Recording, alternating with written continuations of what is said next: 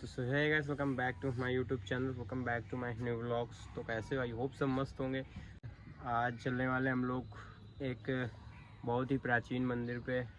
वो है लगभग 5वीं सदी का मंदिर। तो आज हम लोग चलेंगे। वो मंदिर पड़ता है अपना बैठा, ये जो घाटमपुर के एरिया में पड़ता है, कानपुर में।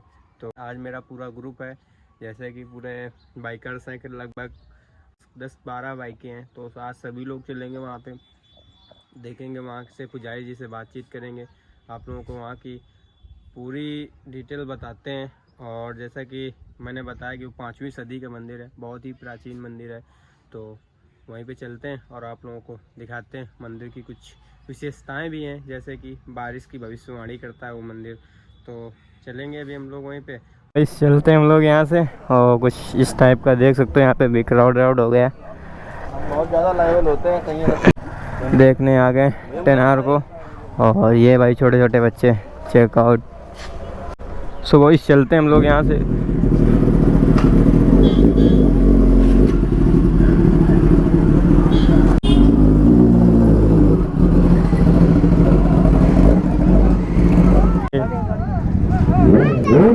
वो भाई साहब,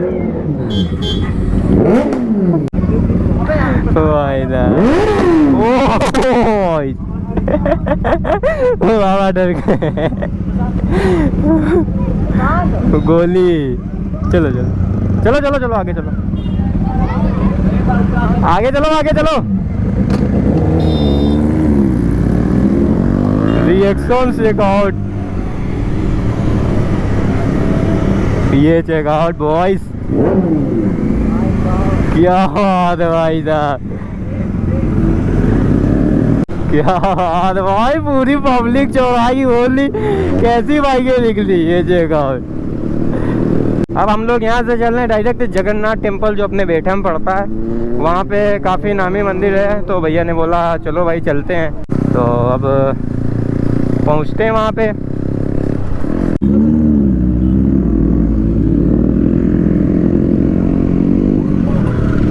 क्या बात है भाई, बात है वो।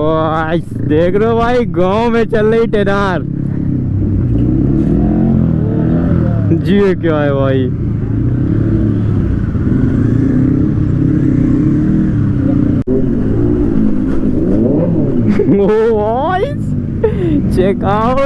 Checkout reactions. क्या साइड में हमें लगता है कि आई होगी सुपर बाइक, और ये इतनी सारी बाइकें। तो भाई मौज काटते हैं। ये किन गलियों में आ गए भाई, ये भैंस भाई खड़ी हो गई, ये डरने लगी यार।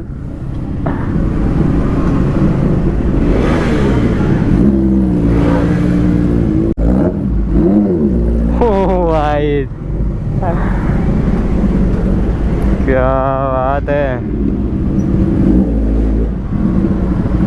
भाई। अंकल लोग कैसे देख रहे हैं भाई।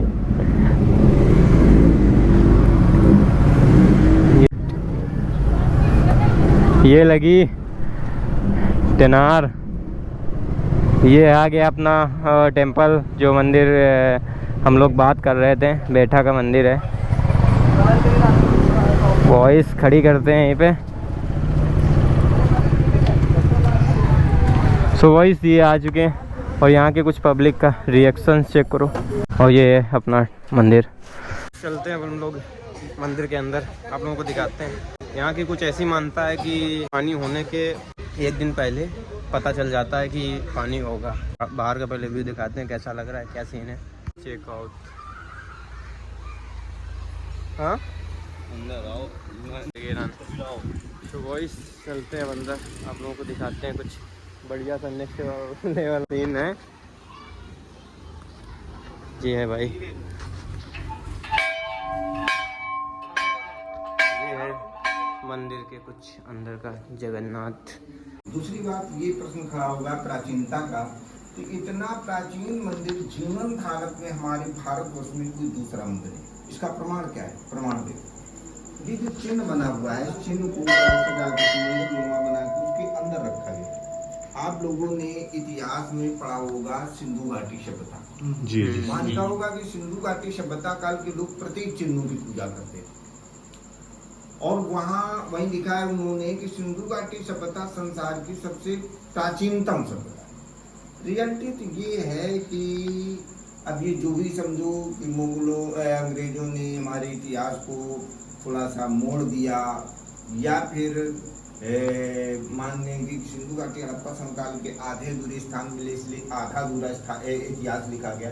लेकिन इसे वहाँ पढ़ेंगे जब सिंधु घाटी सभ्यता में, तो लिखा होगा कि सिंधु घाटी सभ्यता काल के लोग प्रतीक चिन्हों की पूजा करते थे, प्रकृति की पूजा करते थे, प्रकृति चक्र की पूजा करते थे। लेकिन वहाँ वो स्पष्टीकरण नहीं किया गया कि प्रतीक चिन्हों में किसकी पूजा करते थे, क्यों करते थे। उसी इतिहास को लोगों ने मानना शुरू कर दिया कि पहले मूर्ति पूजा नहीं होती थी, बाद में मूर्ति पूजा प्रारंभ। लेकिन उससे हकीकत अलग है।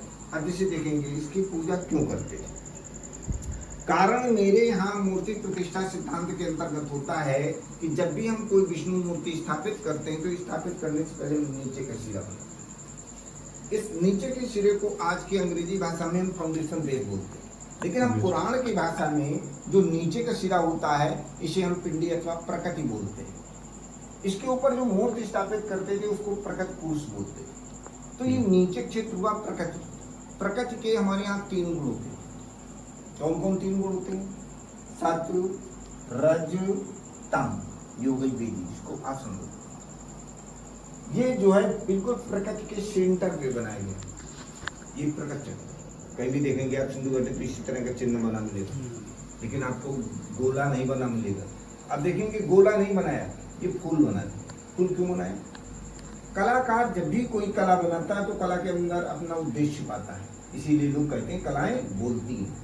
कलाकार यहाँ कला के माध्यम से बताना चाहता है कि ये जो प्रकृति है, इस प्रकृति की मुख्य देवी योग माँ लक्ष्मी की। यहाँ लक्ष्मी जी का चक्कर चल रहा है, सब लोग माया के पीछे दौड़ रहे हैं। लक्ष्मी जी को पसंद क्या है? कमल फूल। इसीलिए प्रकृति के सेंटर में कमल का फूल बनाकर कलाकार ने दर्शाया कि प्रकृति की मुख्य देवी योग माया लक्ष्मी जी हैं, अर्थात कमल के फूल से लक्ष्मी जी की पूजा को यहाँ प्रतीकात्मक कर दिया गया। दूसरी बात, प्राचीनता का आप देखेंगे ये 12 खंभे। जब तराजू में कबूतर दूसरी तरफ अपना मांस काट के रखते हैं, तो ये जो 12 दुआरी है ये राजा शिव की दीवान में होती थी। ये सब पहले खुली होती थी, खंभों पे ही मंदिर रहा होता। जैसे जैसे राजा आते कि इसको दीवार खड़ी कर दी, तो मैं नहीं कहता हूँ, इतिहास के हिसाब से 12 खंभे प्रमाणित करते हैं कि ये उड़ीसा की जगन्नाथपुरी से प्राचीनतम है, अर्थात महाभारत से बहुत पहले। मानना है कि ये जो कलाकृतियां हैं ये गुप्त काल से मिली। गुप्त काल में इसको सूर्य की मुख की आकृति मानते थे, इसको कलश मानते थे। यहाँ मुख से निकलती बेलपत्ती दिखाई गई। कलाकार ने कला के माध्यम से दर्शाने की कोशिश की कि सूर्य ही जीवन का आधार है, यदि सूर्य ना होते जीवन संभव नहीं। इधर देखेंगे ये जो आकृति है, ये आकृति चंद्रगुप्त मौर्य के समय के जो सिक्के मिलते हैं उसमें आकृति मिलती है। इसके मतलब मौर्य वंश में भी यहाँ काम हुआ। जैसे आप लोगों ने मंदिर में प्रवेश किया, जो प्रथम खंड है वहाँ एक कोठरी देखेंगे, इधर दक्षिण साइड में एक कोठरी, उत्तर साइड। जो दक्षिण साइड में कोठरी है उसमें देखेंगे मूर्ति, खड़ी मूर्ति, वो सूर्य मूर्ति। इतिहासकारों का मानना है जो सूर्य की मूर्ति यहाँ है वो ईसा मसीह के जन्म से 2 सदी पूर्व बनती थी।